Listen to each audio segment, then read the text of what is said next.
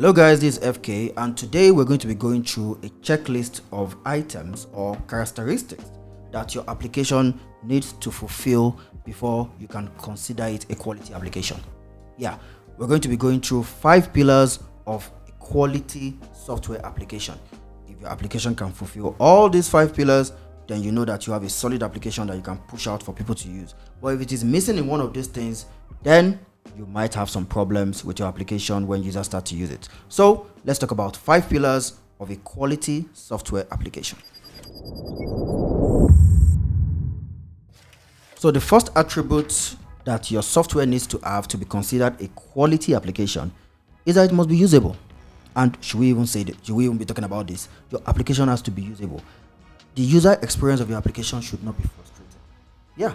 Your users should be able to get their most important tasks done in time.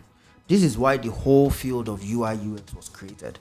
Your application needs to be usable. No matter how wonderful your application is, no matter the type of problem it's solving, if it's not usable, people are going to abandon it. So you have to make sure that, like I said, user experience is not frustrating. The most used features have to be the first things you present in your application. Let them discover the secondary ones. If your application does 7 things, but people make use of number 1, number 4, and number 7 the most, those 3 features should be the one in front. When they open up your application, they should see those things first. Just like Google, the first thing you see is the search bar. Google can do a whole lot of things. It can do translation, it can date back, it can do even voice search. But they know that the most important thing you want to do is to type in a query and get results. So that's the first thing they present to you. You can discover other things yourself. So don't bombard your users with all the cool features you have just because you want to feel good about it. Show them the most important things they need to do. For example, a bank app. They want to transfer, they want to see their balance, they want to see their transactions. Those are the most important things they want to see. So as they're opening your app, those should be the first things they should see. They can then navigate their way to others. Because if you just choke them with a whole lot of features, they'll be confused.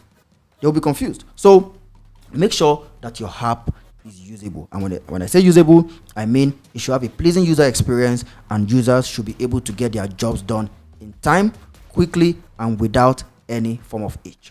So the next attribute that your application needs to have to be considered quality software is that it should be scalable. Because every application is expected to grow in number of users, at least applications that are succeeding. You expect that your number of users should grow. You want to scale up your business. You want your business to grow. And as your business grows, the number of people using your application has to grow. One thing that should not diminish with the growth of the users on your application is the performance. And if for an application that performance does not dip, performance is not affected despite the growing amount of users, is said to be scalable.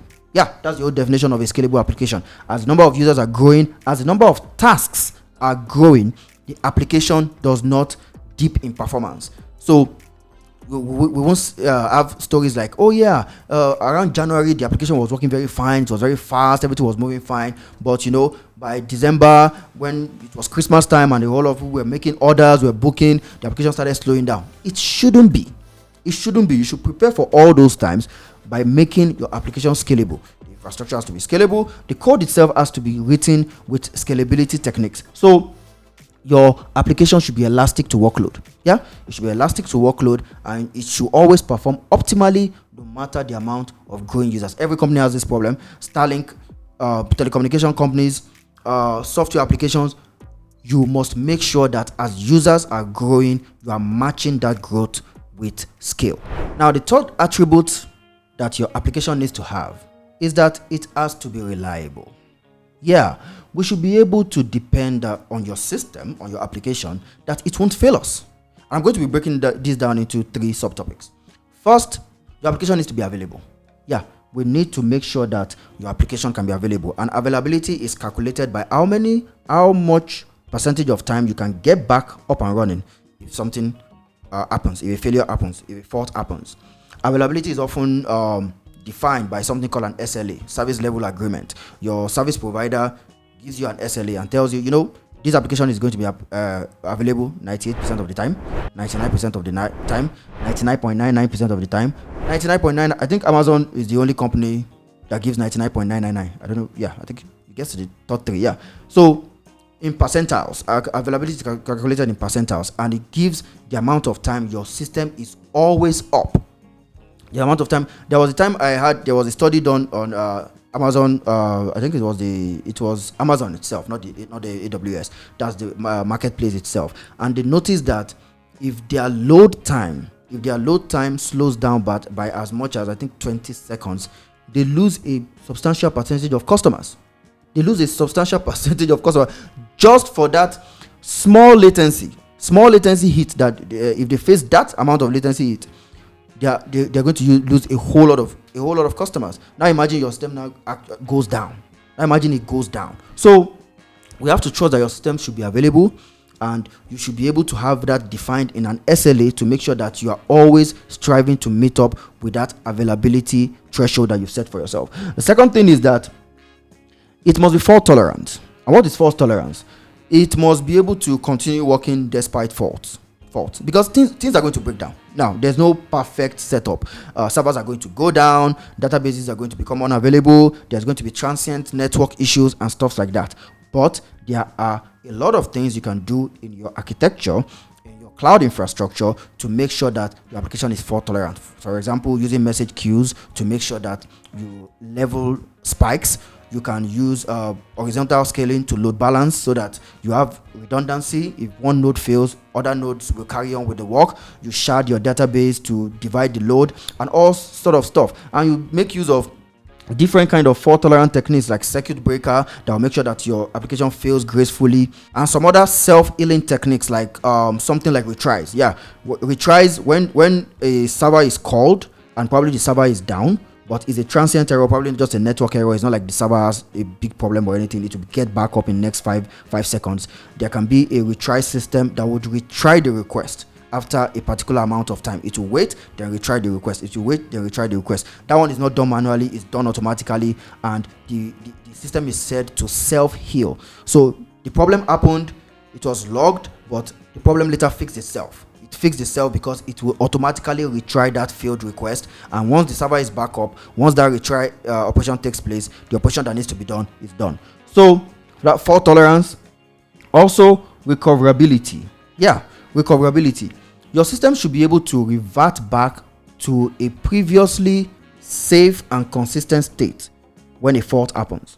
Let's say a transaction is tried and it ends up deleting part an information from the database, or making or compromising the database. You should be able to roll back that database to before that operation happened. A lot of backups have to be in place. A lot of idempotency checks have to be in place to make sure that any inconsistency that happens within your application is matched by strategies and techniques that will make sure that your application is reverted back to a safe state. You can't afford things like information being wiped out of the database and you cannot retrieve it. Imagine a financial transaction. Imagine a bunch of financial transactions are wiped out of the database. How are you going to retrieve it? That's why people use strategies like event sourcing. Event sourcing doesn't save a particular value in the database. It just records all the events that led to that value. So once that value is destroyed for some reason, if that value cannot be retrieved, all you have to do is replay all those actions and they're going to give you back that value. So there are so many techniques you can apply around your application to make sure that it is reliable, which is the third thing, the third attribute your application needs to have to be considered quality software. Your application should be reliable. So now let's talk about number 4. But before we go to number 4, if you're interested in a whole lot of this scalability, maintainability, and all this architecture stuff, or information as to how to build scalable, well-architected applications, fault tolerant, maintainable, and all that, which is the next thing we're going to be talking about. You want to subscribe for my newsletter? Yes, you want to subscribe for my newsletter because I'm going to be dropping a whole lot of helpful articles that are going to guide you on how you can have well-architected software. But for now, let's go on. The fourth thing we're going to be talking about is maintainability. Maintainability. Your application should be built in a way that it can be maintained. And how can it be maintained? Number one, it has to have the ability to change. We should be able to change things in your application. If some things are not working, if some features are not working, or features need to be improved, we need to be able to change it. And we need to be able to change it in a way that it will not break several layers of the application. You don't want to tie things together so much such that whenever a change is suggested, your heart will just be pounding, or you just start arguing with everybody because you don't want to touch that house of cards that you've built. No, the application has to be built in a way that it has to be maintainable. If you have to make it different components, loosely coupled and all that, yes, do that. There's a lot of loose coupling that goes into making applications maintainable, because you can maintain the different parts, you can swap out different parts and all those kind of stuff. So you should be able to implement change in the application. Also, it should be easy to implement change. Now, easy is relative here. It doesn't mean that it's not going to, it might not be a huge task, but it should not be an impossible task, or it should not be through hacks and stuff like that. No, it should be something that it would flow well with the existing architecture, or at least can be plugged into the existing architecture using a sort of interface. So there has to be ease of change. Yeah, it should be easy to change. It should be easy. Like I said, easy is relative. It means possible, and possible without hacks, possible based on the ability to effect change without breaking so many things. Also, you should have the ability to improve. For example, we should be able to scale it. Yeah, we deployed the application, we had 10,000 users, now we have 100,000 users, and we're like, oh yeah, we need to scale this application. We're like, no, we can't scale it though, this one can only work for 10,000. No, it shouldn't be. The application should be, we should be able to improve the application. Yeah, we should be able to improve the application, we should be able to improve its performance, we should be able to scale it, we should be able to add different components that can monitor it for fault tolerance and stuff like that. We should be able to improve the application. So that's part of the maintainability traits of an application. Also, it should be deployable without hacks. We should be able to easily deploy it. I have another video coming up. Who knows, it might come out before this one. I can't really remember the calendar of our videos, but there's a video I'm making on different deployment strategies, and we should be able to apply any deployment strategies that align with the application, whether it's canary deployment, whether it is blue-green deployment and all that. So it should be deployable. We should be able to use the principles of CI/CD to deploy it. I remember those days that we used to deploy stuff with FileZilla, and there was time I used to use this Firefox extension, and I even had to download a different version of Firefox called WaterFox to start using it at the time, because Firefox discontinued that plugin where we just ship files from our local server to the remote server. That task was not a trivial task at all that time. So the application should be deployable, and we should be able to make use of the new capabilities and technologies. They're not even really new now, but all the stuff we have around CI/CD these days, all the technologies we have and all that, we should be able to use it to deploy the application, and also deploy it in a scalable and maintainable manner. So yeah, the application needs to be maintainable.